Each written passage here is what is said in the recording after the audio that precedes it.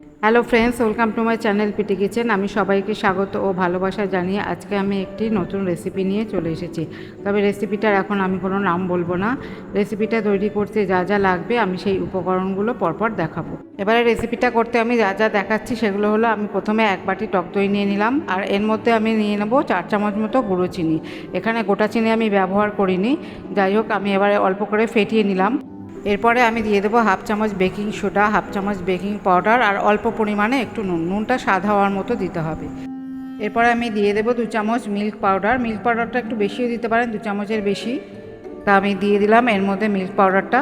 তা মিল্ক পাউডারটা দিলে একটু খেতে স্বাদ হবে আর একটু নরম ভাবও থাকবে। যাই হোক, এর মধ্যে আমি দিয়ে দিলাম 1 চামচ মতো তেল। আর সেন্টের জন্য আমি এর মধ্যে একটু দিয়ে দিলাম ভ্যানিলা এসেন্স।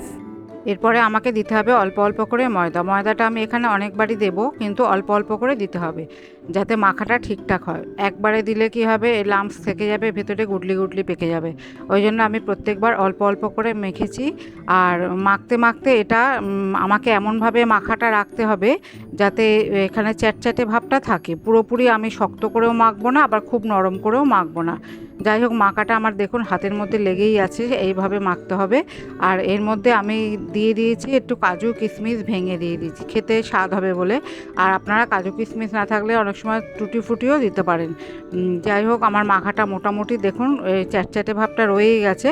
তা আমি একটু 1/2 চামচ মতো তেল দিয়ে দিয়েছি। তেল দিয়ে আমি এটাকে আধ ঘন্টার মতো চাপা দিয়ে রেখে দেবো।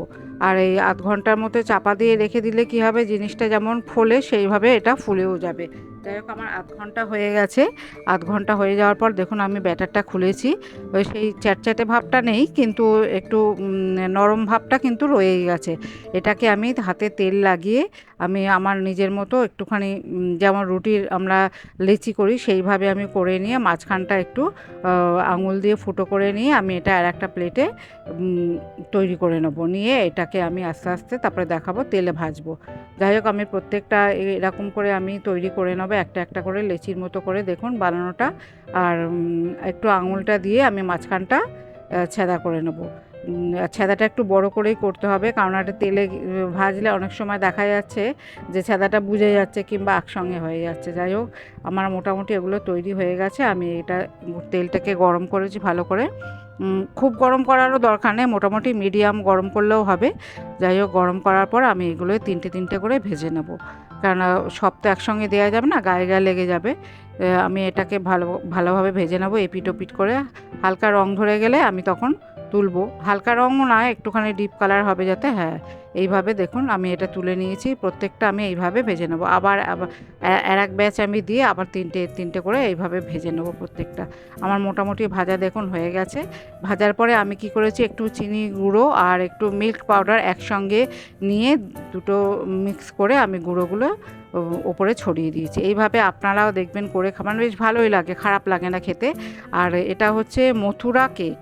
হ্যাঁ, এই মথুরা কেকটা তৈরি আপনারা করে দেখবেন, খুবই ভালো লাগবে।